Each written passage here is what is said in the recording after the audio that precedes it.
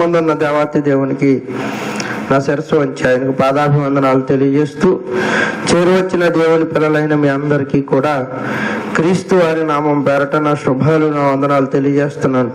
ప్రియమైన దేవుని వారలారా, గడిచిన వారం నుంచి వారాంతం వరకు దేవుడు తన అపారమైన రెక్కల చాటున మనందరినీ కాపాడి రక్షించి ఎన్నో శ్రమలు, ఎన్నో ఇరుకులు, ఎన్నో శోధనల నడుము నుండి మనందరినీ లేవనెత్తిన ఆ మహాదేవుడికి అల్లవేళలా కృతజ్ఞతాభావం కలిగిన వారిగా ఉండాలని మరొకసారి దేవుని పక్షముగా మీకు తెలియజేస్తూ, దేవుడు రాయించిన బైబిల్ గ్రంథంలోని కొన్ని మాటలను మనం ఆలోచించే వరకు ఉందాం. ప్రియులారా, ప్రకటన గ్రంథం 3వ అధ్యాయము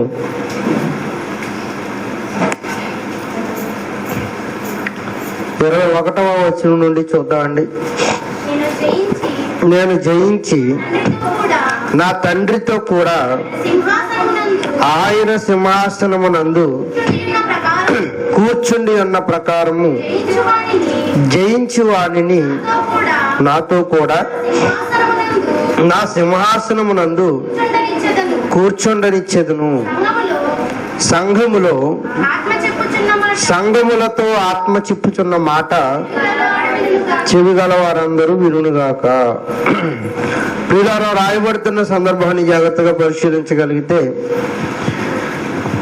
మహనీయుడైన యేసుక్రీస్తు వారు మాట్లాడుతూ 3వ అధ్యాయము 21వ వచనంలో, నేను జయించి నా తండ్రితో కూడా ఆయన సింహాసనము మీద కూర్చుండి ఉన్న ప్రకారము భూమి మీద జయించు వారిని నాతో కూడా నా సింహాసనమందు కూర్చుండనిచ్చేదను అన్నాడు.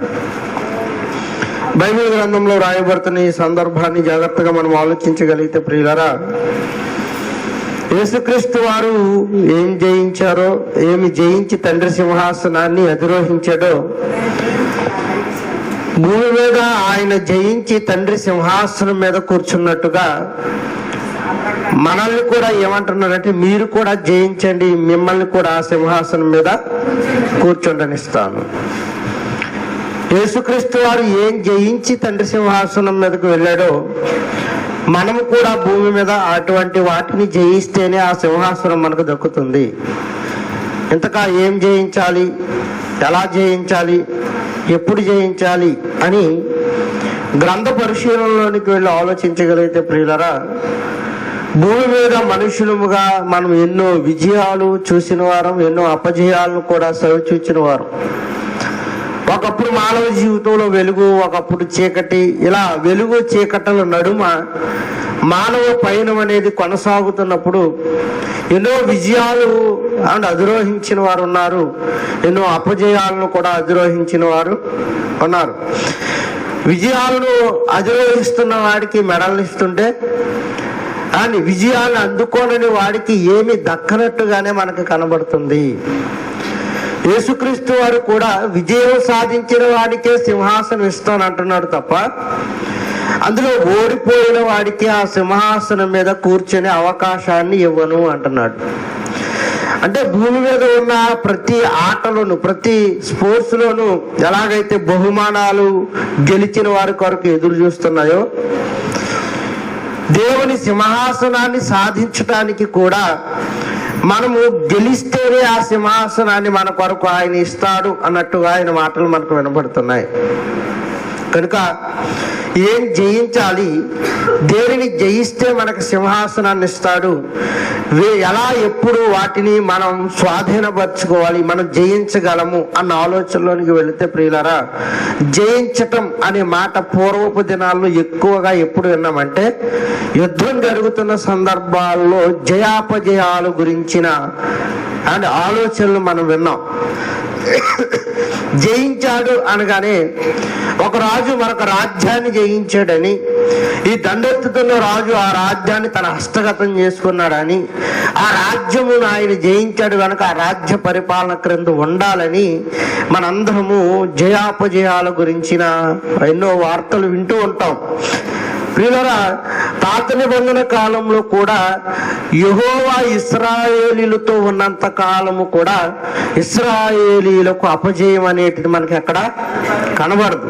అందుకే కనాను ప్రదేశంలో వారు పెట్టిన మొర ఆలకించి 430 సంవత్సరాల బానిసత్వంలో ఉన్న ఇశ్రాయేలీల జనాంగాన్ని అంతటిని ఆయన విముక్తిని చేసిన తరువాత ఎన్నో రాజ్యాలు ఇశ్రాయేలీల మీదకి దండెత్తడం ఆరంభించాయి.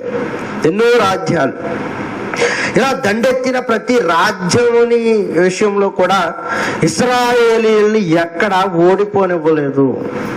ఇశ్రాయేలీయులు ఏ దేశం మీదకి దండెత్తినా, లేకపోతే ఏ దేశం ఇశ్రాయేలీయుల మీదకి దండెత్తినా విజయం ఎప్పుడు వారి చెంతనే ఉంటూ ఉండేది.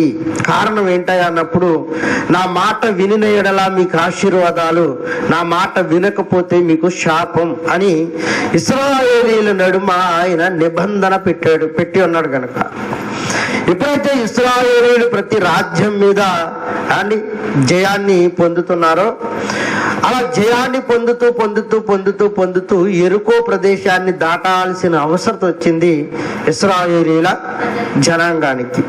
యెహోషువ గారి నాయకత్వంలో మోషే గారు మరణించిన తర్వాత యెహోషువ నాయకత్వపు బాధ్యతలు చేపట్టి యెహోషువ గారి నాయకత్వంలో యెరికో పట్టణాన్ని దాటాల్సిన అవసరం వచ్చినప్పుడు, యెరికో పట్టణం అనేది చాలా మహా పెద్ద పట్టణం. అలాంటి మహాపట్టణానికి ఎలాంటి దుర్భేజమైన గోడలు ఉంటాయో మనకి తెలియంది కాదు. పెద్ద పెద్ద ప్రాకారాలు, అప్పుడు రక్షణ కోటలు ఏంటంటే పెద్ద పెద్ద ప్రాకారాలు నిర్మించడమే. అప్పుడు శత్రువు దండెత్తి గోడ దాటి రానివ్వకుండా పెద్ద పెద్ద ప్రాకారాలను కలిగించేవారు. ఇక ఆ పట్టణం ఎలాంటిదో, అక్కడ ఉంటున్న బలాఢ్యులు ఎలాంటి వారో, అక్కడ ఉంటున్న యోధులు ఎలాంటి వారో వెళ్ళి తెలుసుకురమ్మని సీక్రెట్ ఏజెంట్స్ని పంపించాడు, వేగుల వారిని పంపించాడని ఉంటది బైబిల్లో. యెహోషువ ఎప్పుడైతే ఈ సీక్రెట్ ఏజెంట్స్ని పంపించాడో, వచ్చిన సీక్రెట్ ఏజెంట్స్ అంతా కూడా చెబుతున్నారు, ఆ యెరికో పట్టణంలో ఉన్న మైదానాలు చాలా సారవంతమైనవి, యెరికో పట్టణంలో ఉన్న ఆ నదులు చాలా సారవంతమైనవి, యెరికో పట్టణంలో ఉన్న మనుషులు చాలా బలాఢ్యులైన మనుషులు, వారి మీదకి మనం దండయాత్రకి వెళ్ళాల్సిన అవసరం వస్తే చాలా ప్రణాళిక, చాలా ట్రైనింగ్, చాలా శిక్షణ అవసరం అని వాళ్ళకి వేగుల వారు సమాచారాన్ని పట్టుకుని వచ్చారు. ఇలాంటి పరిస్థితుల నడుమ యెహోషువ ఎవరి మీద ఆధారపడి యెరికో పట్టణం మీదకి వెళుతున్నాడో మనం జాగ్రత్తగా పరిశీలించగలిగితే ప్రియులారా, యెహోషువ గ్రంథము 6వ అధ్యాయము, యెహోషువ గ్రంథము 6వ అధ్యాయము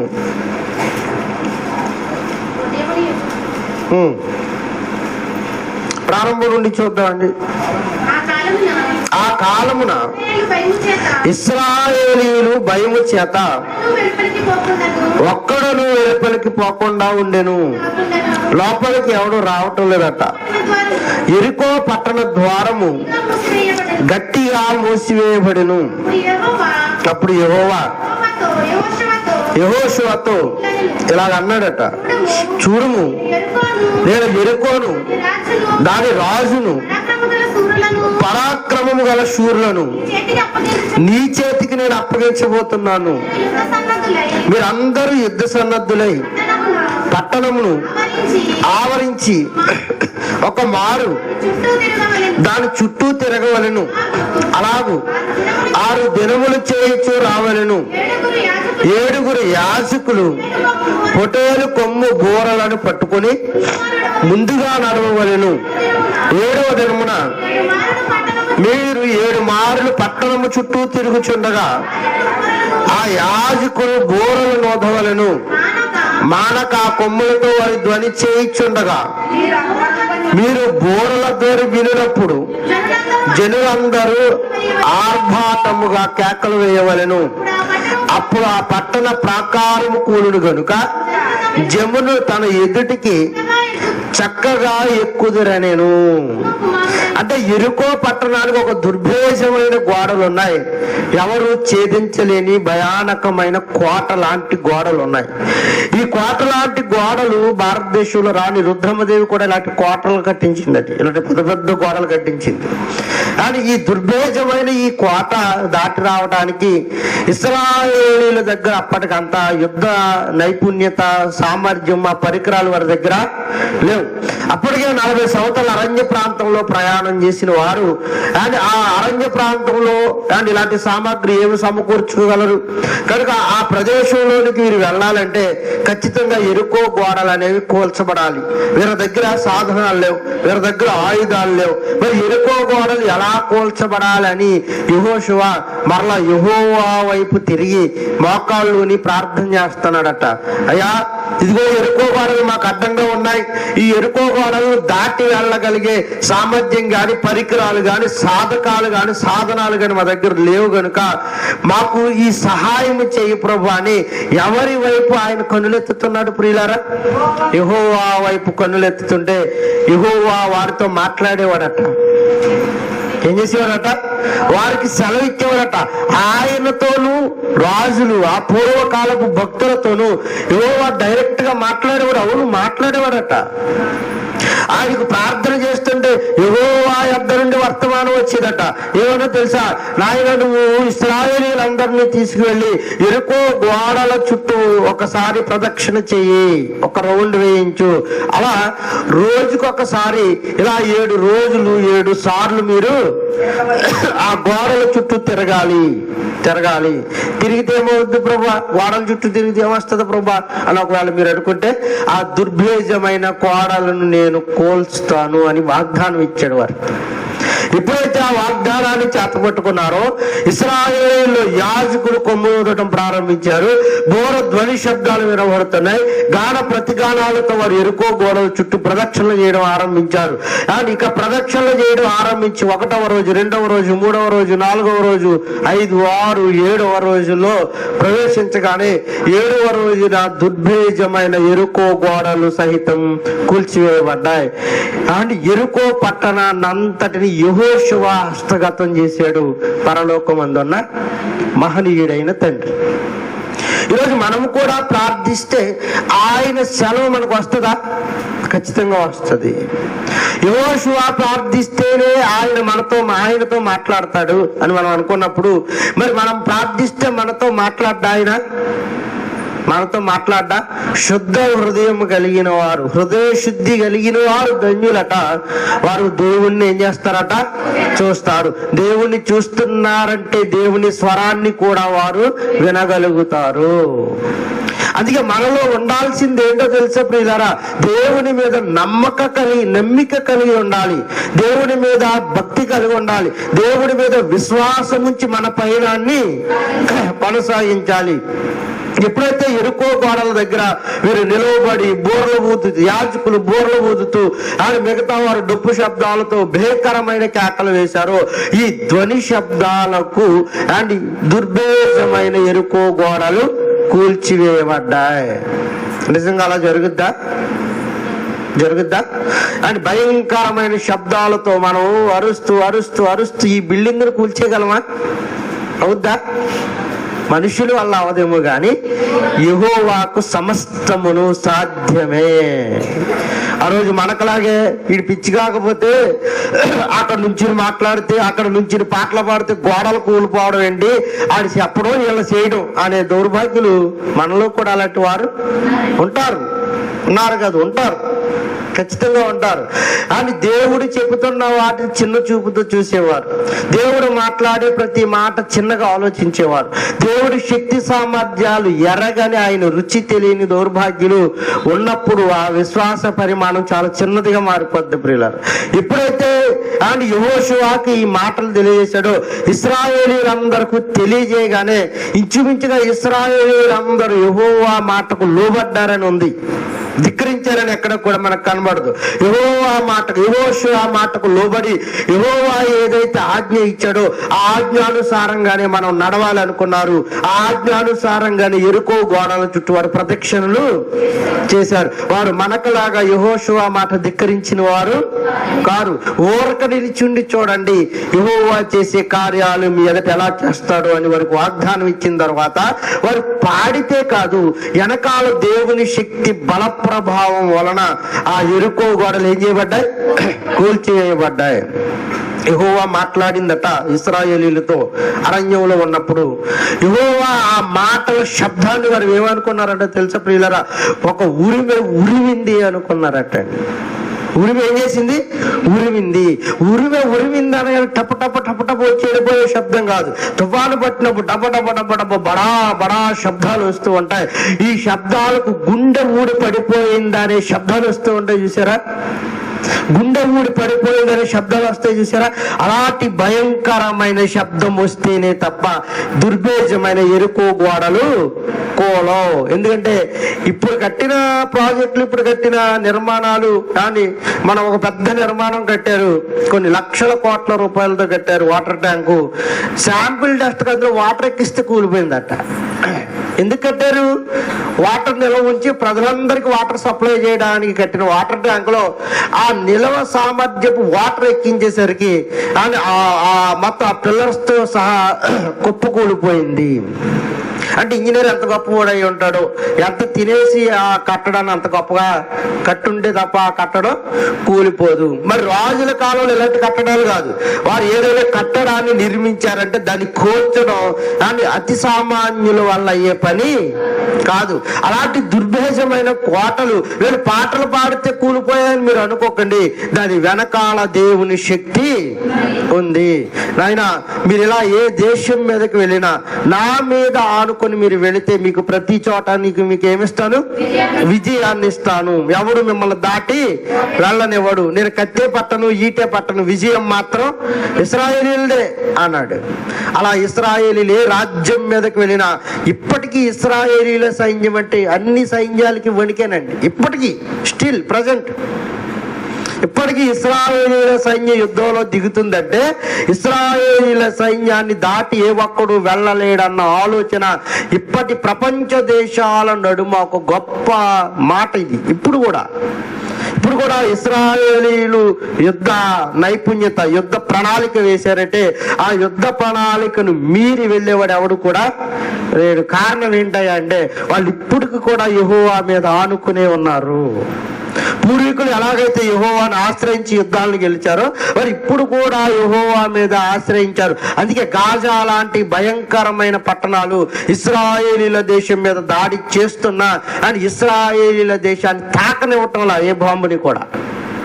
అలాంటి యుద్ధ నైపుణ్యత, అలాంటి పరికరాలు వారి దగ్గర, డ్రోన్స్ లాంటి పరికరాలు, ఈరోజు అత్యాధునిక పరికరాలు వారి సొంతం చేసుకున్నారు. వాళ్ళు ఎప్పుడు యుద్ధానికి దిగినా వారి పక్షాన సైన్యములకు అధిపతి యెహోవా యుద్ధం చేస్తున్నాడని ప్రతి ఒక్కరు కూడా గ్రహించేవారుగానే ఉండాలి. ఇక ఎప్పుడైతే వీరు యెరికో గోడల చుట్టూ తిరుగుతున్నారో యెరికో గోడలు, దుర్భేజమైన యెరికో గోడలు ఏం చేయబడ్డాయి? కూల్చివేయబడ్డాయి. ఆ రాజ్యంలోనికి వెళుతున్నప్పుడు యెహోవా ఇశ్రాయేలీయులతో ఒక మాట అన్నాడు. ఏంటి ఆ మాట? 6వ అధ్యాయము 18వ వచనంలో చూద్దాం ప్రియులారా. 6వ అధ్యాయము 18వ వచనంలో చూద్దాం. అలా యుద్ధానికి వెళ్ళిన తర్వాత ఆ రాజ్యాన్ని మీరు స్వతంత్రించుకున్న తర్వాత శపింపబడిన దానిలో కొంచెమైనను మీరు తీసుకుని ఎడల మీరు శాపగ్రస్తులై ఇశ్రాయేలీయుల పాలములకు శాపము తెచ్చి దానికి ఏం చేస్తారు? మీరు బాధ కలుగజేస్తారు. కనుక శపింపబడిన దానిని మీరు ముట్టకూడదని ఒక జాగ్రత్త చెప్పి పంపించాడు. ఇశ్రాయేలీల రాజ్యాలకి ఏది ధీటుగా నిలబడదు అని. ఇశ్రాయేలీలు ఏ రాజ్యం మీదకి వెళ్ళిన ఆ రాజ్యం నగ్గుతుంది. కానీ నాయన మీరు వస్తున్నప్పుడు ఆ కొల్ల సొమ్ములో నేను శపింపబడిన ఏ దేశాను ఉన్న కొల్ల సొమ్మును కూడా మీరు ఏం చేయకూడదు? ముట్టకూడదు. ఎందుకంటే అది శపింపబడినది కనుక, ఇశ్రాయేలీలకు శాపం వస్తుంది కనుక అలా శపింపబడిన దేనిని మీరు ముట్టకూడదని ఆజ్ఞ ఇచ్చి కానీ ఇప్పుడు ఎరుకో పట్టణాన్ని అందించిన తర్వాత ఎరుకో పట్టణంలో ఏ వస్తువు ఎవరు ముట్ల. కొంతకాలం గతించిన తర్వాత ఈ ఆజ్ఞ ఆయన ఏం చేశారు, మర్చిపోయారు. ఇప్పుడు హాయి అనే పురాన్ని దాటాల్సి వచ్చింది ఇశ్రాయేలీయులు. ఎరుకోని అయిన తర్వాత హాయి పురాన్ని దాటడానికి అవకాశం వచ్చింది. హాయి పురం చాలా చిన్న పట్టణం, ఎరుకో అంత గొప్పది కాదు. ఎరుకో అంత బలాఢ్యులు హాయి పట్టణంలో లేరు. ఎరుకో అంత ఉన్నత స్థితులు ఉన్నత దేహులు అని హాయి పట్టణంలో లేరు. ఇశ్రాయేలీయులు 6 లక్షల కాల్బలం అని మనం అనుకుంటే సుమారుగా 20 లక్షల మంది జనాభా అని అంచనా వేశారు. కాల్బలం అంటే నడిచేవారు 6 లక్షలు అని నడవని వారు చాలా మంది ఉన్నారు. సుమారుగా 20 లక్షల మంది బయలుదేరారు అక్కడ నుంచి అన్న అంచనాలు బైబుల్ పండితులు చెబుతున్నారు. ఏదేమైనా ఎరుకో పట్టణానికి 6 లక్షల మంది వెళ్ళి దాడి చేయాల్సిన అవసరత లేదు. మరి ఎంతమంది వెళ్ళొచ్చట? 2000. ఇంకా గట్టిగా మాట్లాడితే 3000 మంది వెళితే ఎరుకో పట్టణాన్ని వారు హస్తగతం చేసుకోవచ్చు. అంటే చాలా సింపుల్ వాళ్ళకి ఇశ్రాయేలీలకి. 6 లక్షల కాల్బలంలో 2-3 వేల మంది వెళ్ళి జయించుకొచ్చేటువంటి చాలా ఈజీ కదా. నాయన మీరు ఈ పట్టణానికి వెళ్ళండి, 2-3 వేల మంది వెళితే ఆ పట్టణం మీరు జయించుకుని రాగలరని యెహోషువ చెప్పి పంపించినప్పుడు, కానీ ఆకాను అనే ఒక దౌర్భాగ్యుడు ఉన్నాడు అందులో. కానీ కులమంతా చెడిపోయడానికి అందులో ఎవడుంటే సరిపోద్దట? ఒక్కడుంటే సరిపోద్దట. వనవెల్లా చెడిపోయడానికి ఎన్ని కోతులు ఉండాలట? ఒక కోతుంటే సరిపోతుందంట. అలాంటి కోతులు కానీ అలాంటి దౌర్భాగ్యులు ఆకాను లాంటి దుర్మార్గులు కానీ మనలో ఉన్నారేమని చూసుకోవాలి. ఒకవేళ ఆకాను నువ్వే కావచ్చు, లేక ఆకాను నేనే కావచ్చు, ఆ వనం చెడిపేసి కోతి నువ్వే కావచ్చు. నీతోనే మాట్లాడుతున్నాడేమో, నీ హృదయానికే తగులుతున్నాయేమో, అని నీ ఆలోచనలు గుచ్చుతున్నాయేమో. ఒకసారి ఆలోచించు సుమా. ఊరికనే దేవుడు తన వేద గ్రంథంలో అండి మందిరంలో ఏ మాట అయినా మాట్లాడు, ఎవరినో ఉద్దేశించే మాట్లాడతాడు, ఎవరి హృదయాన్నో కడగాలనే మాట్లాడతాడు. ఈ ఆలయమే కదా, ఏ ఆలయమైనంటే కనుక ఆ మాటలు వినాలి. ఆ మాటల ద్వారా మన హృదయాన్ని శుద్ధీకరించుకోవాలి. యెహోషువ వెళ్ళాడు. కానీ హాయి అనే పురాన్ని చేజెక్కించుకోవడానికి ఇశ్రాయేలీల యుద్ధ సామర్థ్యం సరిపోలేదంటే మీరు నమ్మాలి. ఏంటి 2,000 మంది వెళితే 6 లక్షల కాల్బలంలో 6 లక్షల మంది వెళ్ళి విజయాన్ని సాధించింది ఎరుకో లాంటి గొప్ప పట్టణం అయితే 2,000 మంది వెళితే విజయం వచ్చేసి హాయి పట్టణంలో ఎందుకు వారు విజయాన్ని పొందుకోలేకపోయారు అన్నప్పుడు 7వ అధ్యాయము 1వ వచనంలో ఏం రాశాడు చూడండి ప్రియులారా. శపితమైన దాని విషయంలో ఇశ్రాయేలీలు తిరుగుబాటు చేసిరి అని ఉంది చూడండి. శపితమైన దానిలో ఇశ్రాయేలీలు ఏం చేశారట? తిరుగుబాటు చేశారు. దేవుడిచ్చిన వాగ్దానం ఏంటి? శపితమైన దానిలో దేనిని మీరు ముట్టకండి నాయనా, మీరు శాపగ్రస్తులైపోతారు, ఆ దేశం మీద ఉన్న శాపం అంతా మీ మీదికి వస్తుందన్నాడు. ఆ మాట ఇశ్రాయేలీలు కొంతమంది దౌర్భాగ్యులు మీరారు. మీరేం చేశారట? శపితమైన దాని విషయంలో ఇశ్రాయేలీలు తిరుగుబాటు చేశారు. ఏంటా తిరుగుబాటు అంటే, ఆకాన్ అనేవాడు అందులో ఉన్న కొంత వెండి బంగారం మీద ఆశపడి ఆ వెండి బంగారాలను తీసుకొచ్చి దాచేసాడు. యెహోషువకి గాని మిగిలిన సైన్య సమూహాలకి గాని ఈ విషయం తెలియదు.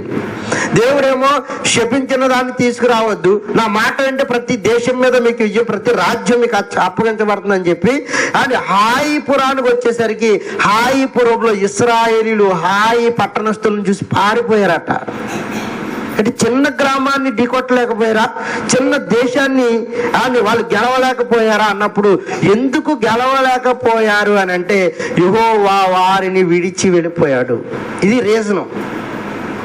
ఇశ్రాయేలీలు ఎరుకో పట్టణాన్ని ఎందుకు గెలిచారా అంటే యెహోవా వారితో ఉన్నాడు, యెహోవా సెలవు ఇచ్చిన ప్రకారం వారు నడిచారు. హాయిపురాన్ని ఎందుకు గెలవలేకపోతున్నారంటే హాయిపురంలో ఇశ్రాయేలీలు గెలవలేకపోవటానికి కారణం ఏంటి అన్నప్పుడు అని హాయిపురంలో యుద్ధానికి వెళుతున్నప్పుడు యెహోవా ఏం చేసేటట? వారిని విడిచి వెళ్ళిపోయాడు.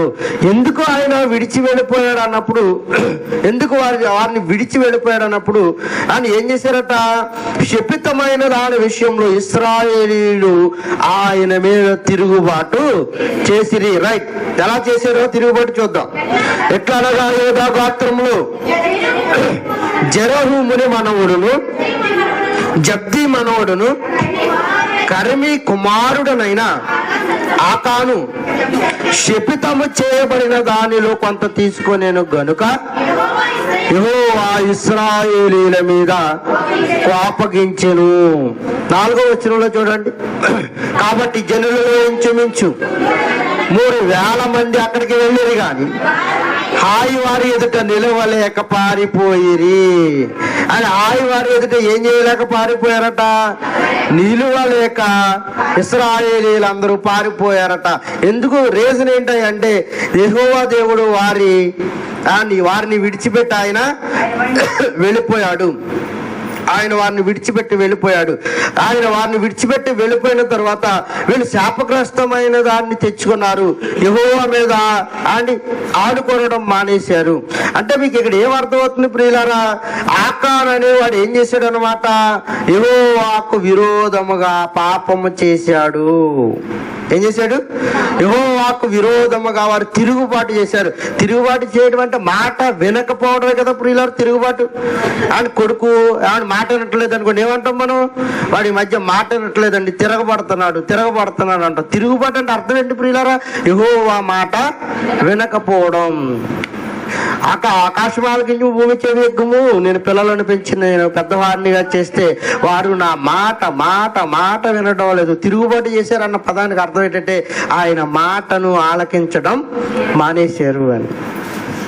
ఎప్పుడైతే ఆయన మాట ఆలకించడం మానేశారో అని, ఎందుకు ఆయన మాట ఆలకించడం మానేశారు అన్నప్పుడు ఆకాన్ అనేవాడు పాపం చేశాడు. పాపం చేసిన వారి దగ్గర యెహోవా ఎన్నటికీ ఆయన నిలవడు, విడిచిపెట్టిపోతాడు.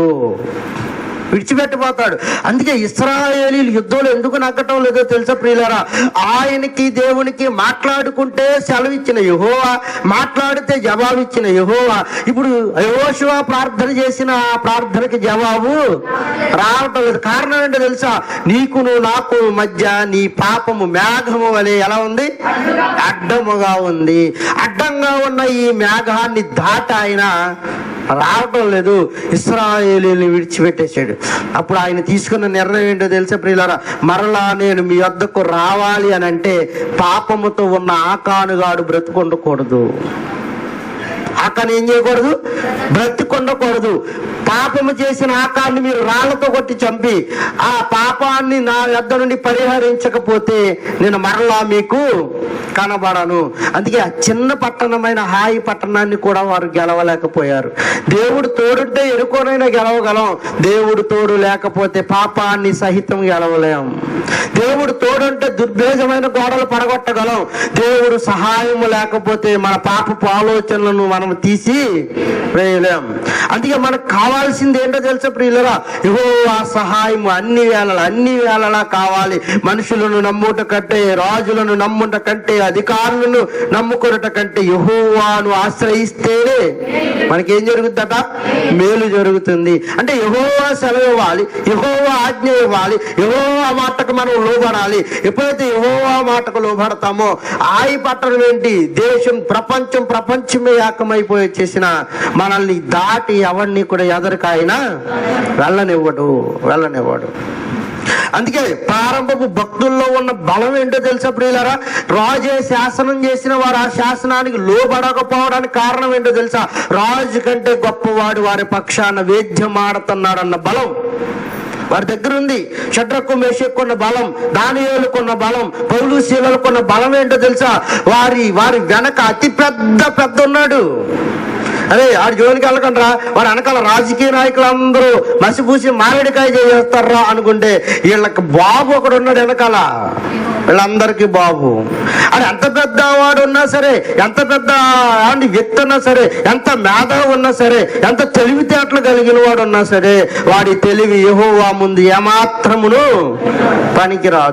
పనికిరాదండి. అందుకే ఆయన ఉన్నాడు. మీ వెనక పెద్దలు ఎవరు ఉన్నారా అంటే, మా వెనక అతి పెద్ద మీకు కనబడాలని చెప్పాలి మనం. మాకు ఎవరు లేరండి, మా వెనకాల ఎవరు రారండి అనకండి. మోకరించి యెహోవాను సహాయం అడగండి. దేశాలను సైతం నీ హస్తగతం చేస్తాడు, పాదాక్రాంతం చేస్తాడు. దేశాలని అప్పగించేస్తాడు ఆయన. అందుకే మన మనుషుల బలాన్ని చూసుకోకండి, ఆయన బలాన్ని ఆశ్రయించండి. ఎప్పుడైతే హాయిపురంలో ఆకాను గడు ఉన్నాడో, ఆకాను పాపం దేవునికి ప్రార్థన చేరుకోకుండా చేసేసింది. అని ఆ ప్రార్థన వారికి వెళ్ళకపోవడం వల్ల వారు అపజయాల పాలైపోయారు. అంటే దేన్ని పట్టుకుంటే విజయం వస్తుందో, ఎవరిని విడిచిపెడితే అపజయం వస్తుందో మీకు అర్థమవుతుందా? యెహోవా మనతో ఉంటే విజయం, యెహోవా మనతో లేకపోతే ఎప్పటికది పరాజయమే, పరాజయమే. అప్పుడు ఇశ్రాయేలీయులు చేసిన యుద్ధాలు ఎలా ఉన్నాయి? ఇప్పుడు కూడా ఒక మహాభయంకరమైన యుద్ధం ఒకటి ఉంది ప్రియులారా. ఏంటో ఆ యుద్ధం? ఎఫెసీయులకు రాసిన పత్రిక 6వ అధ్యాయం. మనం జయించమన్నాడు కదా, మరి ఎలా జయించాలో చూద్దాం ప్రియులారా. ఎఫెసీయులకు రాసిన పత్రిక 6వ అధ్యాయం 12వ వచనాన్ని కూడా చూద్దామండి.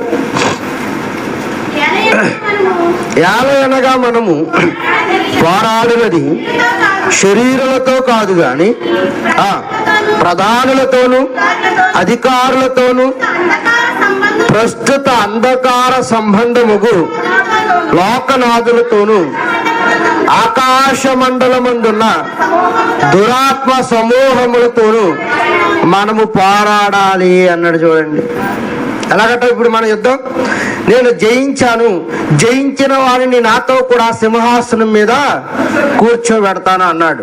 మనం ఏం జయించాలి, ఎవరిని జయించాలి, ఎప్పుడు జయించాలి, ఎలా జయించాలి అన్నది మన పాఠం అయితే, అండ్ ఇశ్రాయేలీయులు శరీరానుసారంగా జయించిన వారు, ఇశ్రాయేలీయులు శరీర రాజ్యాలను జయించిన వారు, ఇశ్రాయేలీయులు శరీర రాజ్యాల మీద గెలుపొందిన వారు.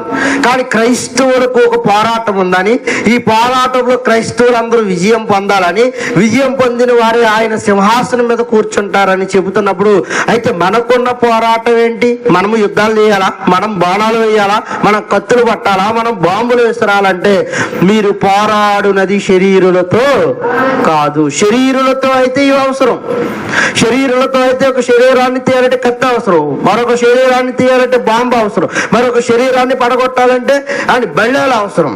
కానీ మీరు పోరాటం చేసేది ఎవరితో కాదు, శరీరులతో కాదు. మరి ఎవరితోనట?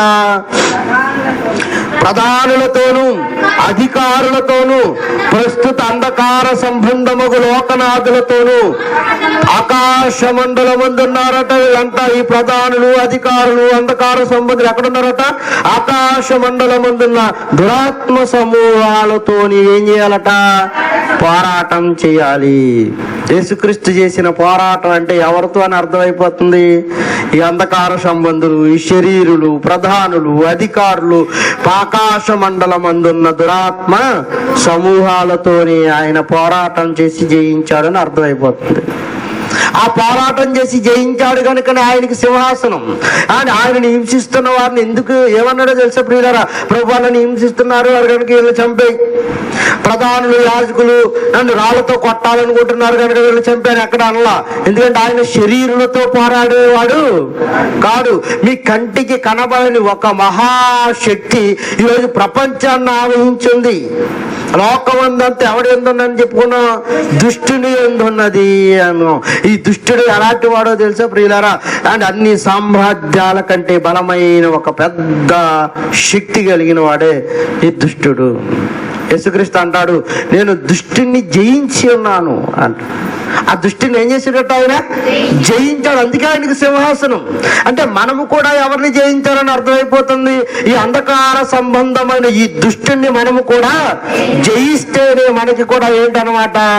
సింహాసనం. మరి అలా జయించాలంటే మన వల్ల అయిపోయే పనా? ఎరుకో గోడలు కూల్చేయాలంటే ఇశ్రాయేలీయుల వల్ల అయిపోయే పనా? ఎవరి సహాయం కావాలి? యెహోవా సహాయం కావాలి. మరి అని దుష్టుని జయించాలంటే మన వల్ల అయిపోయే పనేనా? ఖచ్చితంగా మనం ఎవరి మీద ఆధారపడాలి? యెహోవా మీద ఖచ్చితంగా ఆధారపడాలి. మరి దుష్టిని జయించాలంటే ఆకానులో పాపం ఉంటే వాడు ఏం చేయలేకపోయాడు? రాజ్యాన్ని జయించలేకపోయాడు. దుష్టిని జయించాలంటే మనలో ఏముంటే జయిస్తాం, ఏమి లేకపోతే జయిస్తాం. దుష్టుని జయించాలంటే మనం ఎలా ఉండాలి? పాపము లేని వారిగా ఉంటేనే ఆ దుష్టుని మనము జయించగలం. లేదంటే ఆ దుష్టుని మనం ఎన్నటికీ వాడిని జయించలేం ప్రియులు. ఎందుకంటే వాడు ఈ లోకాన్ని ఆవహించి ఉన్నాడు. మరి ఎలా వాడు ఆవహించాడో, ఎలా వాడిని మనం గెలవలేకపోతున్నామో కొన్ని ఎగ్జాంపుల్ చెప్పి ముగిస్తాను. కానీ దుష్టుడు ఈ లోకాన్ని ఆవహించాడు అన్నప్పుడు దేవుని వైపు మన ప్రార్థనలు ఉన్నాయి, దేవుని వైపు మోకాళ్ళు వేయగలుగుతున్నాం, దేవునితో మాట్లాడాలన్న ఆసక్తి ఉంది, దేవుని కొరకు పాడాలన్న ఆసక్తి ఉంది అని అంటే దేవుడి నీ ప్రార్థన ఖచ్చితంగా ఆలకిస్తున్నాడని అర్థం. ఇవేమి ఆలోచనలు నీకు లేవనుకోండి, శుభ్రంగా తింటున్నావు, త్రాగుతున్నావు, ఆదివారం ప్రార్థనకు వస్తున్నావు, బియ్యం సందా దేవునికి ఇస్తున్నావు, వెళ్ళిపోయి మరలా యథా రాజా తదా ప్రజ అన్నట్టు ఉన్నావు అనుకోండి, ఖచ్చితంగా నువ్వు ఆకాను కోవలో ఉన్నావని అర్థం. అర్థమవుతుందా? అని దేవునికి సంబంధి, దేవునితో అనుసంధానం కలిగి దేవునికి దగ్గరగా ఉండి ఆయన మాటలు ఆలకించి ఆయన నీకు సెలవిస్తున్నాడు అనుకోండి, నీ హృదయ శుద్ధిగా ఉందని అర్థం, నీ హృదయంలో పాపం లేదని అర్థం. దేవుడు నీ ప్రార్థనకు ప్రతిస్పందన ఇవ్వటం లేదనుకోండి, నీ హృదయమునకు ఆయనకు ఏదో పెద్ద అడ్డంకి ఉంది. ఏంటి అడ్డంకి అంటే దుష్టుడు నిన్ను ఆవహించి ఉన్నాడు. దుష్టుడు ఆవహించాడన్న సంగతి దేవుడు చెబితేనే కానీ ఇది బయలుపడేది కాదు. ఆయనకు మాత్రమే తెలుసు ఆ దుష్టుడు ఎలా ఆవరించాడో, ఎలా ప్రతి మనిషిని తినేస్తున్నాడో. తిమోతికి రాసిన పత్రికలు ఏమన్నాడు ప్రియులారా? మీ విరోధి అయిన అపవాది గర్జించు సింహము వలె తిరుగుచు ఎవరిని మృంగేయాలని వెతకుచు వాడు ఏం చేస్తున్నాడట? తిరుగుతున్నాడు. దుష్టుడు తిరుగుతున్నాడు ప్రియులారా. దుష్టుని యొక్క ఆలోచన, దుష్టి లక్షణాలు పసిగట్టగలిగిన వారు ఎవరున్నారు? దుష్టుడు తిరుగుతున్నాడు, దుష్టుడు మనల్ని పడగొడుతున్నాడు, దుష్టుడు దేవుని వైపు మనల్ని మళ్ళనీయటం లేదు. దుష్టుడి యొక్క ఆలోచనలు ఎరిగి వాడిని జయించాలంటే మనలో ప్రార్థనా బలం ఖచ్చితంగా గొప్పగా ఉంటేనే గాని వాడిని జయించలేము. దుష్టుడు వశమైపోయింది లోకము, దాని స్నేహము అని వాడి హస్తగతం అయిపోయాయి. ఎప్పుడైతే దుష్టుడు లోకాన్ని ఆవహించాడో ఇక దేవుని ఆరాధనకు వాడి వెళ్ళమన్నా రాడు. రమ్మనండి, ఎంత రమ్మని చూడండి. అని వాడిని ఎవడు ఆవహించాడు? దురాత్మ సమూహాలు వాడిని పట్టి పీడిస్తున్నాయి. వాడిని జయించాలి అని అంటే, అని దుష్టుని జయించాలంటే మనలో పాపం అనేది లేకుండా ఉంటేనే మన ప్రార్థనలకు ఫలితం వస్తుంది. మన ప్రార్థనలకు ఫలితం రావాలంటే మనలో దుష్టుడు పోవాలి. ఆ దుష్టుడు పోవాలంటే హృదయం శుద్ధీకరించబడాలి. హృదయం శుద్ధీకరించబడాలంటే వాక్యమని ఉదక స్నానం చేయాలి. వాక్యమని ఉదక స్నానం ఎవరిలో ఉండదో వాళ్ళందరినీ దుష్టుడు ఆవహించేస్తాడు. అని వాడి కార్యక్రమాలు ఎలాగుంటాయో తెలుసు కదా ప్రియులారా.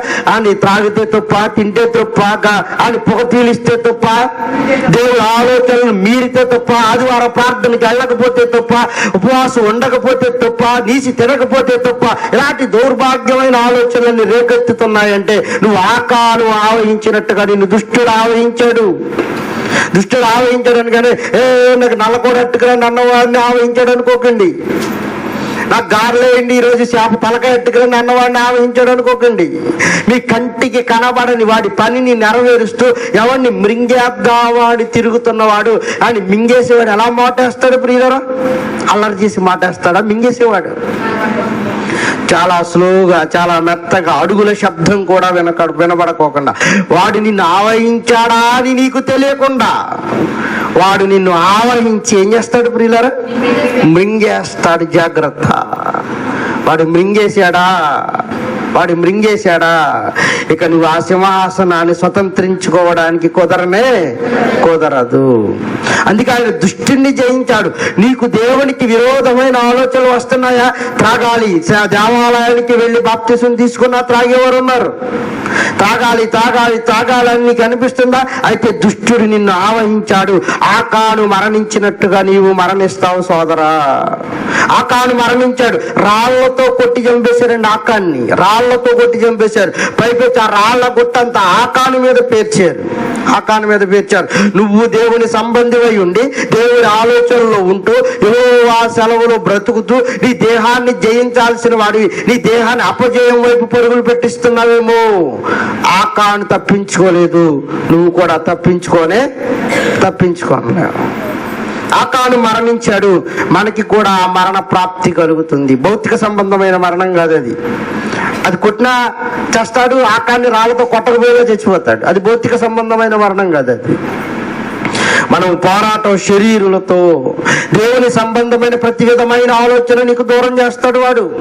దేవాలయానికి అందరూ ఆయన బైబిల్ ఇచ్చుకుని ప్రార్థన పెడుతున్నారని దేవాలయానికి పరుగున వెళ్ళిపోతుంటే నిన్ను దేవాలయం వైపు కూడా అడుగులు వెయ్యనీయడంటే నిన్ను ఆకాను ఆవహించినట్టు ఆవహించాడు.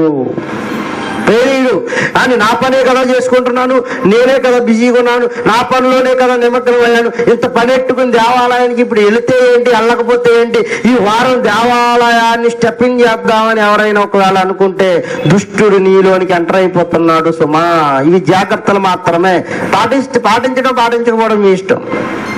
దేవుడు బైబిల్లో రాయించిన ఇండికేషన్స్, డాక్టర్ సూచనలు మాత్రం ఇవ్వగలడు, అని దగ్గరుండి టాబ్లెట్లు మాత్రం వేయలేడు. అమ్మ ఉదయం ఇది వేసుకో, సాయంత్రం ఇది వేసుకో, ఆ సాయంత్రం ఇది వేసుకో, ఉప్పు మానే, పంచదార మానే, తీపి పదార్థాలు మానే అని డాక్టర్ సూచన మాత్రమే ఇస్తాడు. డాక్టర్ చెప్పిన తర్వాత కూడా తినేస్తే డాక్టర్ ఏమైనా బాధపడతాడు, నువ్వు బాధపడతావా? డాక్టర్ చెప్పిన తర్వాత కూడా 1 కేజీ పంచదార అదరేసుకుని అని నోరు కట్టలేని వాళ్ళు ఉంటారు, షుగర్ వ్యాధి ఉన్న వాళ్ళు ఉంటారు. పాపం వీళ్ళకి నాలుగు లాగేస్తూ ఉంటుంది. తినొద్దు అన్నారు, తినకపోతేనేమో ఉండలేరు. మానవ నైజం ఏంటంటే ఏది తినొద్దు అన్నాడు అదే తినాలి. ఉప్పు ఎక్కువ వేసుకోవద్దు అన్నాడు అనుకోండి, అప్పటి వరకు ఉప్పు తక్కువ కొనడానికి పెద్ద ప్రాబ్లం అనిపించదు. కానీ డాక్టర్ చెప్పిన తర్వాత ఇంకెక్కువ వాడతాం. అది మానవ నైజం. అది ఇక్కడ పోస్టర్లు అంటించరాదు, ఇక్కడ ఒంటికి పోయి రాదు అన్నాడు అనుకోండి, అక్కడికి వెళ్తాడు. ఇక్కడ పోస్టర్ అంటించరాదు అన్నాడు అనుకోండి, అక్కడికి వెళ్ళి అంటిస్తాడు. ఇక్కడ వాహనములు నిలపరాదు అన్నాడు అనుకోండి, అక్కడే నిలబెడతాడు. మానవ నైజం అండి అది.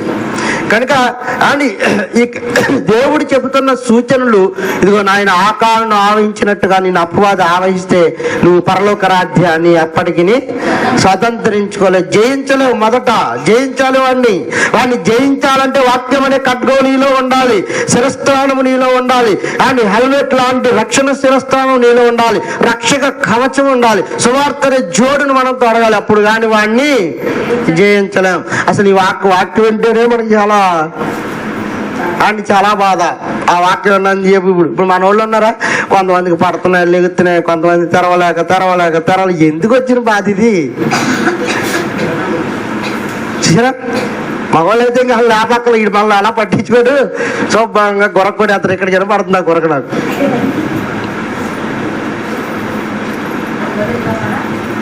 కనుక ఆదివారం అనగానే విశ్రాంతి.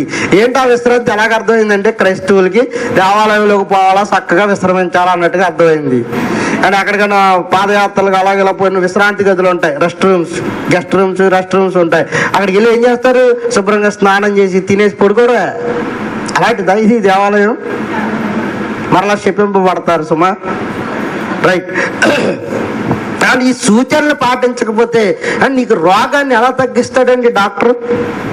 ఆయన చెప్పినట్టుగా మెడిసిన్స్ వాడక, ఆయన చెప్పినట్టుగా ఈ ట్రీట్మెంట్ తీసుకోక, అని మీరు చెప్తున్నారు కానీ నేను పాటించట్లేదు అయ్యగారు, మీరు అర్జెంటుగా ఏదో రకంగా రోగాన్ని తగ్గించండి అయ్యగారు అంటే తగ్గించేస్తాడేంటి? డాక్టర్ వల్ల కూడా ఏమీ అవ్వదు. మనకు కూడా సూచనలు చెప్పి మీరు ఆకాను వలె ఉండకండి అని చెప్పి, యెహోషువ వలె ప్రార్థించండి అని చెప్పి, యెహోషువ వలె ప్రార్థన చేస్తే మీ ప్రార్థన వింటారని, ఆకాను వలె బ్రతికితే మీరు శపింపబడతారని చెప్పిన తర్వాత శపించుకో కానీ మేము మాత్రం మా పనులు మానమన్నారు అనుకోండి, డాక్టర్లు సూచించని రోగికి రోగం ఎలా తగ్గదో మళ్ళీ చెబుతున్నాను. డాక్టర్ల సూచనలు పాటించని రోగికి రోగం ఎలా తగ్గదో, ప్రభు సూచనలు పాటించని మీకు ప్రభు రాజ్య ప్రాప్తి దక్కదు. అదెంత గొప్పదో ఇదంతకన్నా చాలా చాలా విలువైంది. కనుక ప్రియులారా, అయ్యో ఈ సూచనలు ఏంటండి, ఈ ఆజ్ఞలు ఏంటండి, ఈ కమాండ్మెంట్స్ ఏంటి, మేము పాటించలేము అనకండి. పాటించి తీరాలి. అని శరీరాలతో పోరాటం అట, అంధకార సంబంధము లోకనాథులతో మనం పోరాటం చేయాలి. ఈ పోరాటంలో విజయం సాధించాలని అంటే మనలో పాపాన్ని తీసివేసి ప్రభు దగ్గర మోకాళ్ళు ఉండగలిగితేనే మనకి పరలోక రాజ్య ప్రాప్తి కలుగుతుంది. ఆ రాజ్యాన్ని జయిస్తారు. మీరు లోకాన్ని జయిస్తారు. నేను లోకాన్ని జయించాను, మీరు కూడా ఏం చేయండి? లోకాన్ని జయించండి. శరీరాశ, నేత్రాశ, జీవపుడంబం, ఇంకా సంపాదించాలి. రైట్, సంపాదించుకోండి. కానీ సామెతల గ్రంథంలో మంచి మాట ఉంటుంది, దాన్ని కూడా చూద్దాం ప్రియులారా. సామెతల గ్రంథం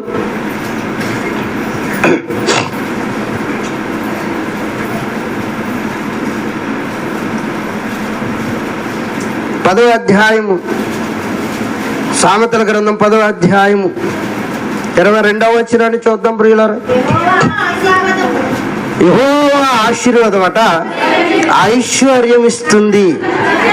నరుల కష్టము చేత ఆ ఆశీర్వాదం ఎక్కువ అవుతుందని నువ్వు అనుకోవచ్చేమో గాక, కానీ బైబిల్ చెబుతున్న మాట నరుల కష్టము చేత ఆశీర్వాదం ఎక్కువ కాదు. మరి ఎవరు ఉంటే ఆ కష్టం ఫలిస్తుంది అనమాట? యెహోవా ఉండాలి. అంటే ఇందులో విజయం సాధించాలన్నా మనకు ఎవరు తోడు ఉండాలి? దేవుడు తోడుగా ఉండాలి అని అర్థం చేసుకోండి. ఆయన ఎప్పుడు మనకు తోడుగా వస్తాడంటే మొదట మీరు నా ఎద్దకు రండి, అప్పుడు నేను కూడా నీకు జత వస్తాను రా అంటూ ఉంటారు పిల్లలు. మొదట నువ్వు నాకు జతరా, అప్పుడు నేను కూడా నీకు జత వస్తాను. అందుకే ఆయన ఏమన్నాడో తెలిసే ప్రియులారా, మొదట మీరు నా వద్దకు రండి, అప్పుడు నేను మీ వద్దకు వచ్చి నేను నా తండ్రి కూడా ఎక్స్ట్రా ఇంకొక పర్సన్ కూడా తీసుకొస్తాను అన్నాడు. నేను నా తండ్రి మీ వద్దకు వచ్చి నివాసము చేస్తాము. అండ్ ఇద్దరు వస్తే మనల్ని దాటి వెళ్ళగలిగేవాడు ఎవడుంటాడు చెప్పండి? అందుకే ప్రభువు యొక్క శక్తి మనకు తెలియాలి. మనల్ని ఆవహిస్తున్న ఆకాను లాంటి పాపం మనం దూరపరచాలి. ప్రభువు కంటే మనకి ఏది ఎక్కువ కాదు అన్నట్టుగా మన ఆత్మీయ విశ్వాస జీవితం ఉండాలి. అందుకే ఆయన విశ్వాసంలో అనేకులను మృంగేసింది ప్రియులారు. తినేసినా పర్లేదు, తాగేసినా పర్లేదు, చూస్తాకెళ్ళినా పర్లేదు, చూసినా పర్వాలేదు, తిరిగినా పర్వాలేదు, నమస్కరించినా పర్వాలేదు, అన్ని దేవుళ్ళు ఒకటే అని ఇలా ఎంతో గందరగోళాన్ని సృష్టించి అని అనేకులైన విశ్వాసులను పడగొట్టుకుని వెళ్ళిపోయింది. విశ్వాసంలో పడిపోయాడంటే దాని అర్థం ఏంటో తెలుసా ప్రియులారా? కొల్ల సొమ్ము దోచేయాలన్న ఆలోచన ఆకానగాళ్ళలో ఉంది, దోచేసాడు. వద్దని చెప్పినా దోచేసాడు. పాపం చేయాలన్న ఆలోచన నీలో ఉంటే వద్దన్నా నువ్వేం చేస్తావు? పాపం చేస్తావు. వద్దన్నా పాపం చేస్తావు. వద్దన్నా పాపం చేస్తున్నావంటే నీలో ఆకాను లాంటి శక్తివంతమైన దురాత్మ నిన్ను ఆవహించిందని మర్చిపోకు. అందుకే చాలా మందిని పట్టాడు, మృంగాడు, గర్జించు సింహం వల్ల తిరుగుతున్నాడు. దొరికామా కరకరలాడించేస్తాడు. ఇక ప్రభువు వైపు ఎప్పటికీ చూడనివ్వడు. మెలకువ కలిగి ఉండండి. ప్రభు వైపు మనం ఎప్పుడు తిరగనివ్వడు. వాడికి దొరికామా ఏదో భారాన్ని మన మీద మోపుతాడు. అది కట్టాలి, ఇది కట్టాలి, ఇది చేయాలి, అది చేయాలి, పిల్లల భవిష్యత్తు అది ఇది ఇది ఇది అని అది గందరగోళాన్ని సృష్టించేసి మనల్ని ప్రభు వైపు అడుగులు వేయనివ్వకోకుండా వాడు మనల్ని ఆవహిస్తాడు. ప్రియులారా గమనించాలి. అందుకే మనం వాడిని జయించాలి అని అంటే ప్రభువు మనలో ఉండాలి. రాత్రి పాస్టర్ గారు ఒక మాట అన్నారు, అమ్మ బాప్తిసం తీసుకున్న వాళ్ళందరూ బయటికి వెళ్ళిపోయినా. ప్రభు కూడా అనే మాట ఏంటంటే పాపముతో ఉన్న వాళ్ళందరూ కూడా ఎక్కడికి పోవాలా? ఆయన రాజ్యానికి స్వతంత్రులు. ఆయన పరిశుద్ధుడు. మనము కూడా పరిశుద్ధులై ఉంటేనే మనకి పరలోక రాజ్య ప్రాప్తి. మనలో పరిశుద్ధత లేకుండా ప్రభుని అన్నడు కూడా చేరలేమని గ్రహించండి. మనం ఆయన వైపు అడుగులు వేసేవారుగానే ఉండాలి తప్ప ఏ దశలోనూ మనం ఆయన నుంచి కానీ తొలగిపోయేవారుగా ఉండకండి. అత్యవసర పరిస్థితులు అయితే తప్ప ప్రభు నామాన్ని విడిచిపెట్టేవారుగా ఉండొద్దని ప్రభువు మాటలుగా తెలియజేస్తున్నాను సోమ, నా మాటలు కాదు. ప్రభు మాటలను గమనించండి. ఆయన రక్షణ పొందితేనే మనకు ఆయన సన్నిధానంలో కానీ ఎలాగా స్వతంత్రత ఉందో మనం కూడా ఆయనలో కడగబడిన తర్వాత ఆయన రక్షణలోనికి వస్తేనే మనకు పరలోక రాజ్య ప్రాప్తి. లేదంటే రాత్రి బయటికి వెళ్ళినట్టుగా వెళ్ళిపోవలసిన వారమే అని గమనిస్తారని ప్రతి ఒక్కరు గమనించాలని ప్రభు పక్షంగా ఈ మాటలు మీకు తెలియజేస్తూ, దుష్టుని జయిస్తే పరలోక రాజ్య సింహాసనాన్ని దేవుడు మనందరికి అప్పగిస్తాడని గుర్తెరిగి దుష్టుని జయించేవారుగా ఉండాలని, ప్రార్థనా పరులు కావాలని, విశ్వాస వీరులు కావాలని ప్రభు పక్షంగా మీకు ఈ మాటలు తెలియజేస్తూ ఆయన వినికిడిలో ఈ కొద్ది మాటలు ఆశీర్వదించి దీవించును గాక. కళ్ళు మూసుకున్నట్లయితే ప్రార్థన చేసుకుందాం ప్రియులారా.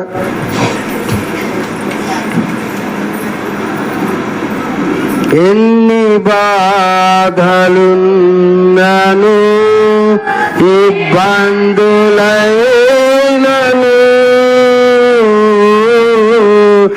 ఎంత కష్టము వచ్చినా అందరూ మోకాళ్ళేద్దాం. ప్రభువుని అడిగేవారు కొందాం ప్రియులారా. స్తోత్రం నాయన. ఎన్ని బాధలు నన్ను ఇబ్బందులను ఎంత కష్టము వచ్చినా ఆతురమైనను నీ మాట కలయా నీ నీ తోడు చాలయ్యా, నీ నీడ చాలయ్యా. ఆయన ఉంటేనే మనం ఏదైనా సాధించగలమని. ఆయన సెలవు లేక, ఆయన తోడు లేక మనమేమీ సాధించలేమని ప్రతి ఒక్కరు గుర్తెరిగి పాడతాం. స్తోత్రం స్తోత్రం స్తోత్రం నాయన, స్తోత్రం. అవునయ్య, ప్రతి బిడ్డలు ఆ తీర్మానాన్ని స్థిరపరచండి. అంటే నేను ఉంటానేసయ్యా, బ్రతుకున్నావా పగిలినా కడలి పాలైనను ఆయాలు ఉంటే. అందరూ గొంతెత్తి కలిసి పాడదాం. మీ పాట కోసం, మీ ఆరాధన కొరకు ప్రభువు కలత ఎదురు చేస్తున్నాడు. స్తోత్రం స్తోత్రం స్తోత్రం నాయన. Glory glory glory. మగవాళ్ళు కూడా పాడేవారు ఉండాలి. మగవాళ్ళందరూ ప్రభువుని స్తుతించేవారు ఉండాలి. నీ మాట చాలయ్యా యేసు, నీ తోడు చాలయ్యా, నీ నీడ చాలయ్యా. నీ మాట చాలయ్యా, నీ చూపు చాలయ్యా, నీ తోడు చాలయ్యా. స్వాగతోడు ఉన్నట్టుగా మనకు కూడా ఆయన తోడుకుంటూ పోతున్నాడు. స్తోత్రం స్తోత్రం. నీ ఉంటే నాకు చాలు యేసయ్యా,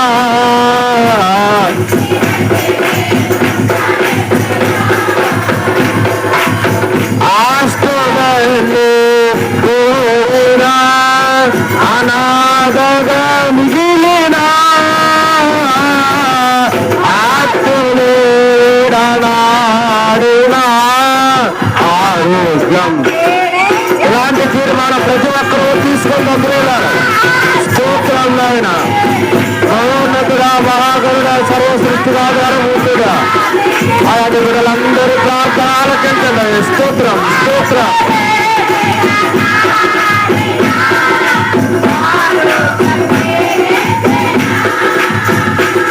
నీ మాట చాలయ్యా, నీ చూపు చాలయ్యా, నీ తోడు, నీ నీడ చాలయ్యా. నీ మాట చాలయ్యా, నీ చూపు చాలయ్యా, నీ తోడు చాలయ్యా, నీ నీడ చాలయ్యా. నీ ఉంటూ నాకు చాలు యేసయ్యా. Glory glory.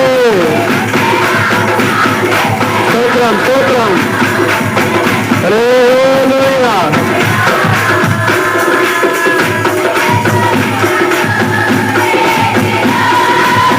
లేదు అసాధ్యము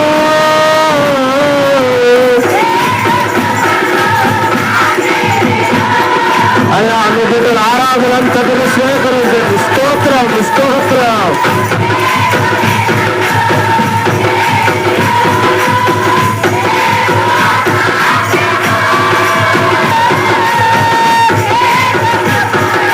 నాకేది కాదు నా సమానము.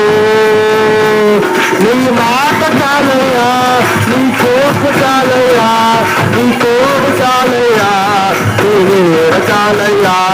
నీ మాట చాలయ్యా, నీ చూపు చాలయ్యా, నీ తోడు చాలయ్యా, నీ నీడ చాలయ్యా. నీ ఉంటూ నాకు చాలు యేసయ్యా. స్తోత్రం. ఆయన మన అంటూ అన్ని విజయాలు పట్టణాలు కూడగొట్టినట్టుగా దేవుడి పిల్లలమైన మనమంతా ఎన్నో సమస్యలు బంధువులను కూడగొట్టగలం. ప్రియులారా, స్తోత్రం స్తోత్రం స్తోత్రం స్తోత్రం స్తోత్రం స్తోత్రం స్తోత్రం స్తోత్రం స్తోత్రం. ప్రతి ఒక్కరు కలిసి పాడుదాం. స్తోత్రం స్తోత్రం స్తోత్రం నాయన.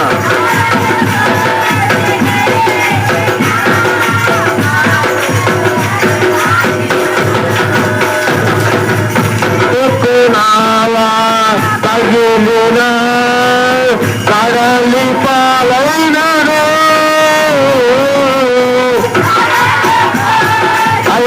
కుటుంబాలు కట్టబడకలోకి ఇస్తున్నారు పిల్లలు. అయ్యా వారి ప్రార్థన వారి మొర ఆలకించండి అయ్యా. ఎరుకో పట్టణంలో ఇశ్రాయేలీయుల వలన ఆలకించిన దేవా ఈ బిడ్డల మొర ఆలకించండి ప్రభువా. నీ మాట చాలయ్యా, నీ చూపు చాలు, నీ చూపు చాలయ్యా, నీ నీడ చాలయ్యా, నీ ఉంటూ నాకు చాలు యేసయ్యా. నువ్వంటే నేను ఉంటానేసయ్యా, నీ ఉంటూ నాకు చాలు యేసయ్యా,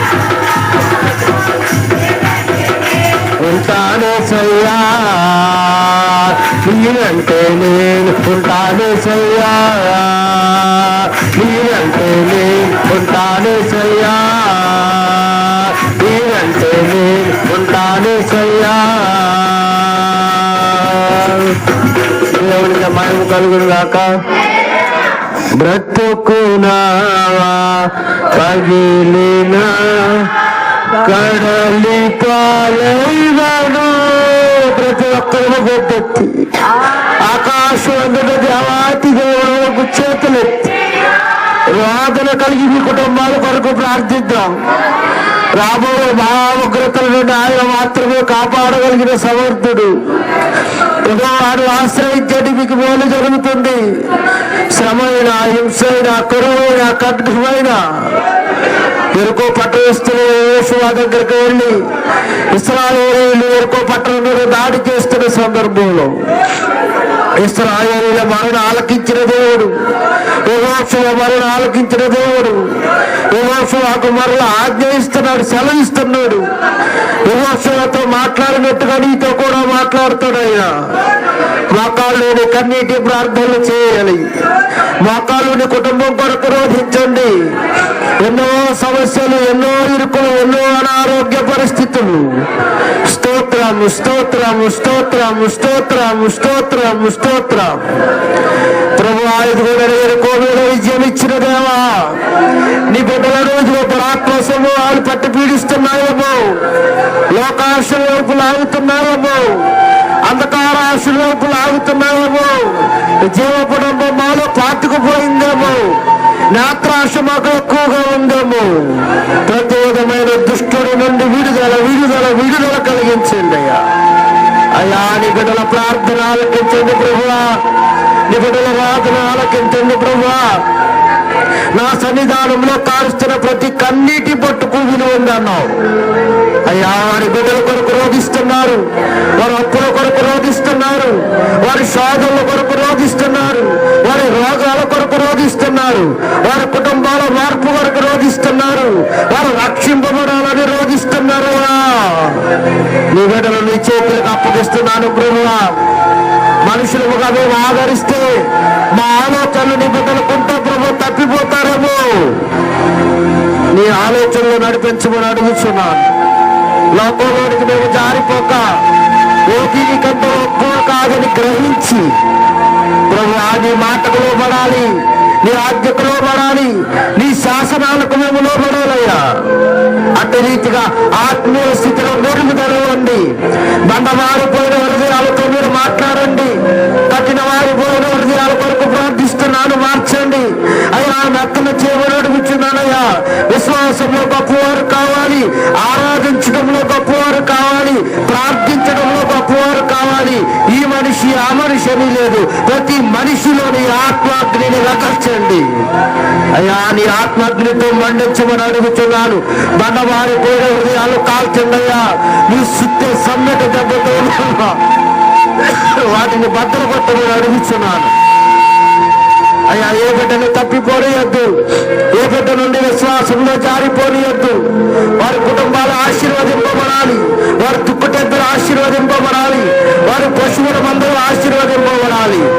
ఏవో ఆశీర్వాదము వలన ఏ మనిషి నేను ఆశీర్వదింపబడతారని నరుల కష్టము చేత ఓ మనుష్యుడు ఆయన గొప్పవాడు కాలేడని, ఆశీర్వాదాన్ని పట్టుకెళ్ళలేడని ఈ లేఖనాలు మాట్లాడుతున్నాయ్యా.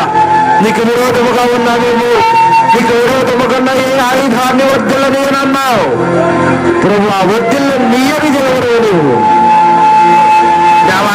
మమ్మల్ని క్షమించండి, మాకు ఇచ్చిన సంఘ బిడ్డలను క్షమించండి అయ్యా.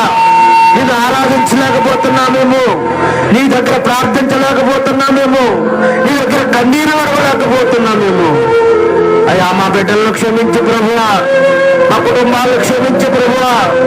నీవు క్షమించకపోతే మేము ఎవరి మీద ఆధారపడాలయ్యా ప్రభువా. నీవు మాత్రమే రక్షించే దేవుడు అని, నీవు మాత్రమే కాపాడే దేవుడు అని నీ పిల్లలైన వారందరూ నిన్ను ఆశ్రయించారు.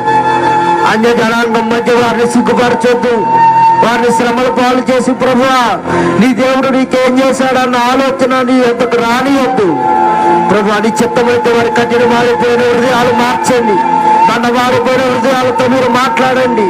నీరు పట్టిపోయిన హృదయాలు మీరు దొన్నమని అడుగుచున్నాను. నీరు పెట్టి మెత్తలు చేయండి అయ్యా ప్రభువా. 5 గొర్రెల బిడ్డలందరినీ చేతులుగా అప్పగిస్తున్నాను. వారు చేస్తున్న పని పాటలను ఆశీర్వదించండి. ఉద్యోగస్తులు వారు వారి ఉద్యోగాలను ఆశీర్వదించండి. ఇదివరకు దినసరి కూలీ చేసుకున్న వారు వారి కూలి పనులను ఆశీర్వదించండి. చేతి వృత్తులు చేసుకుంటారు నీ బిడ్డలు ఉన్నారు, వారి చేతి వృత్తులను ఆశీర్వదించండి ప్రభు. 5 అయినా చిన్న చిన్న చిరు ఉద్యోగాలు చేసుకుని యవనస్తులైన బిడ్డలు ఉన్నారు. ప్రతి బిడ్డను నీ చేతులకు అప్పగిస్తున్నాను. ప్రతి కుటుంబంలో ఆశీర్వాదం కలగాలి. నిన్ను ఆశ్రయించి వారిని తలగా ఉంచుతానే కానీ తోకగా ఉంచునన్ను దేవా. ఈ బిడ్డలందరినీ ఆశీర్వదించండి అయ్యా. ఈ బిడ్డలందరినీ ఎత్తుపట్టుకోమని అడుగుతున్నాను. వారి ఉద్యోగాలు ఆశీర్వదించండి, వారి చదువులను ఆశీర్వదించండి, చక్కటి జ్ఞానాలను వండి ప్రభువా. లోక సంబంధమైన కడుపు నింపుకుంటూ ఈ జీవాహార సంబంధమైన మాటలు అనేకలకు వినపరచడానికి ఈ పిల్లలందరినీ పై స్థాయిలో ఉంచమని అడుగుతున్నాను దేవా. ఈ బిడ్డలందరినీ ఆశీర్వదించండి అయ్యా. నేను నమ్ముకున్న వారిని అందరి దిగువ స్థాయిలో ఉంచే దేవుడు కాదు, నిన్ను అడగాలి, అడిగి పొందుకునే విధానం మాకు తెలియాలి ప్రభు. ప్రతి బిడ్డ పొందుకోవాలి, ఏ బిడ్డ వెనకాల పోకూడదు. అటు రీతిగానే బిడ్డలను ఎత్తుపట్టుకోండి. యవనులు ఉన్నారు, స్త్రీలు ఉన్నారు, వృద్ధులు ఉన్నారు, కాన్యకులు ఉన్నారు, బాలులు ఉన్నారు. యవనుల ఆలోచనలు కట్టండి. యవన దశలో ప్రభు నీకు ఆడిపోయగలిగే సమర్థాన్ని మా సంఘంలో ఉన్న యవన బిడ్డలందరికీ ప్రసాదించమని అడుగుతున్నాను. వృద్ధులు ఉన్నారయ్యా, వారికి ఇదిగో ప్రభు శరీరం సహకరించకపోయినా నిన్ను ఆరాధించాలన్న తాపత్రయంతో నా దేవుడి దగ్గరికి వెళ్ళిపోతే ఆయనే బలాన్ని ఇస్తాడని, నా దేవుడి దగ్గరికి వెళ్ళిపోతే ఆయనే శక్తిని ఇస్తాడని ఈ బిడ్డలందరి దగ్గరకు పరుగున వస్తున్నారు అయ్యా. వారి మరణ పర్యంతరం వరకు ముదిమి వచ్చే వరకు వారిని ఎత్తుకొని ముద్దాడమని అడుగుచున్నాను అయ్యా. ప్రత్యేకమైన ఆరోగ్య పరిస్థితుల నుండి విడుదల, అనారోగ్య పరిస్థితులు పారుదలమని అడుగుచున్నాయి. చక్కటి శక్తిని, బలాన్ని, జీవజల దారుణ బిడ్డలో ప్రారంభం చేయండి అయ్యా. కూడా వచ్చిన బిడ్డల్లో రోగగ్రస్తులు ఉన్న బిడ్డలందరినీ చేతులకు అప్పగిస్తున్నారు. ఎంతమంది అనారోగ్యాల బారిన వారు పడి ఉన్నారు, వారిని అందరినీ లేవనెత్తమని ప్రార్థించగా లేవనెత్తి నీ సంవిధానానికి నడిపించావు. ఇంకా అనేకులైన నీ పిల్లలు ఉన్నారు, వారందరినీ లేవనెత్తండి ప్రభువా. కొట్టండి, తాకండి. అనేకులు ప్రార్థించమని వస్తున్నారు, గర్భఫలాలు కొరకు వస్తున్నారు, హృదయంలో ఇదివరైనా తలబడుతున్న ఆలోచనలతో వస్తున్నారు, కుటుంబంలో సరిగ్గా లేక వస్తున్నారు ప్రభు. ఎన్నో శోధనలు, ఎన్నో వ్యాధులు, ఎన్నో ఇబ్బందులు, ప్రతి విధమైన శోధన యేసు నామములో నైపరచమని అడుగుచున్నాను.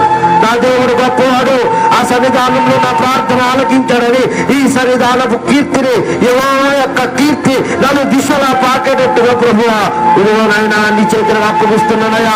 వచ్చిన ప్రతి బిడ్డకు గొప్ప కార్యాలు చేయండి, సూచక క్రియలు చేయండి, మహత్కార్యాలు చేయమని అడుగుచున్నాను. కనికరము కలిగిన దేవా, ఇంకా ప్రార్థించమని అనేక మంది అడిగి ఉన్నారు, ప్రార్థించమని అనేక మంది అడిగి ఉన్నారు ప్రభువా. ప్రతి బిడ్డ ప్రార్థన ఆలకించండి, ప్రతి బిడ్డ అవసరత యేసు నామములో తీర్చమని అడుగుతున్నాను. వివాహాలు లేని వారికి వివాహాలు సిద్ధపాటు చేయండి, బహుమానాలు లేని వారికి బహుమానాలు సిద్ధపాటు కలిగించండి. నా దేవుడు నా చేయి విడిచిపెట్టలేదని ఇదిగో నేను గుడ్ర 7 పిల్లల్ని కట్టదనని లేఖనాలు ప్రభువా ఇదిగో నేను నిజము చేయమని అతి విశ్వాస వీరులుగా నీ బిడ్డలు మార్చండి. ప్రతి గర్భాన్ని పండించండి అయ్యా. ఆ గర్భంలో ఉన్న దోషాలు తీసివేయమని అడుగుతున్నాను. నీకు ప్రభు అసాధ్యమైనది ఏముందయ్యా? నువ్వు తలుచుకుంటే సమస్తము నీకు సాధ్యమే అయ్యా. సాధ్యపరిచే దేవుడు, ఇవ్వగలిగిన దేవుడు, మహిమ కలిగిన దేవుడు. నీ మహిమ సమాజానికి అంతటికి మా సంఘము ద్వారా కనపరచమని అడుగుతున్నా. గొప్పగా సంఘాన్ని మలచమని అడుగుతున్నా. సమస్త బిడ్డలైన వారందరినీ మీ చేతులకు అప్పగిస్తున్నాను. మా కుటుంబాన్ని మీ చేతులకు అప్పగిస్తున్నా. ఆశీర్వదించండి, దీవించండి. దూర ప్రాంతం నుండి వచ్చిన తల్లి గారి కుటుంబానికి ఏ సమస్యలు ఉన్నాయో ఆ బిడ్డ సమస్యలు సమస్తం ఎరిగిన వాడు. ఎన్నో సమస్యల నుండి బిడ్డకు విడుదలనిచ్చారు. ఆ ప్రతిఫలాన్ని ఇచ్చారు, విజయాన్ని ఇచ్చారు. ఇదిగోనైనా ఈ సమస్య నుంచి కూడా బిడ్డకు విడుదల కలిగించి మీ నామాన్ని ఉన్నతంగా ప్రకటించే భాగ్యం ఆ బిడ్డ కూడా అనుగ్రహించమని నూతనంగా సిద్ధపడి ప్రభు ఇది జతపరచబడిన మౌనికాలు శ్రీకాంతులు మీ చేతులకు అప్పగిస్తున్నాను. వారి వైవాహిక జీవితాన్ని ఆశీర్వదించండి. ఇంకా ప్రభు ఇదిగైనా నీ చిత్తానుసారం బిడ్డలతో బ్రతికి ఈ నామానికి కీర్తి మర్యాదలు తెచ్చే బిడ్డలుగా ఆ కుటుంబ సంసారాన్ని ఆశీర్వదించమని ఆ బిడ్డలిద్దరికి ఏ ఆశీర్వాదాలతో మీరు సిద్ధపాటు చేసి ఉంచారు, ఏ ఆశీర్వాదాలు మీ బిడ్డలకు ఇవ్వబోతున్నావు, ఆ ప్రత్యేకమైన ఆశీర్వాదాన్ని బిడ్డల కుటుంబానికి అందించి మీ నామాన్ని గొప్ప చేయగలిగిన స్థితి ఆ బిడ్డలకు కూడా అనుగ్రహించమని కూడిన బిడ్డలలో సమస్త అవసరతలు అక్కరతలను సమస్తాన్ని మీ చేతులుగా ఆశీర్వదించి భద్రపరిచి కాపాడి రక్షించి యేసు నామములో ప్రత్యేకమైన సమస్యకు విడుదల కలిగించమని సమస్తాన్ని మీకు అప్పగిస్తూ మమ్మల్ని మేము తగ్గించుకొని మిమ్మల్ని హెచ్చిస్తూ మీరు అక్కడ ఆలస్యమైతే మా ప్రాణం పోకడ ఆలస్యమైతే దేవా మా సంఘానికి అంతటికి మరొక అవకాశాన్ని అందించమని సమస్తాన్ని మీ పాదాక్రాంతం చేస్తూ కొద్ది ప్రార్థన యేసు వారి నామంలో అడుగుచున్నాను మా పరమ తండ్రి. ఆమేన్, ఆమేన్, ఆమేన్. అందరికీ వందనాలు.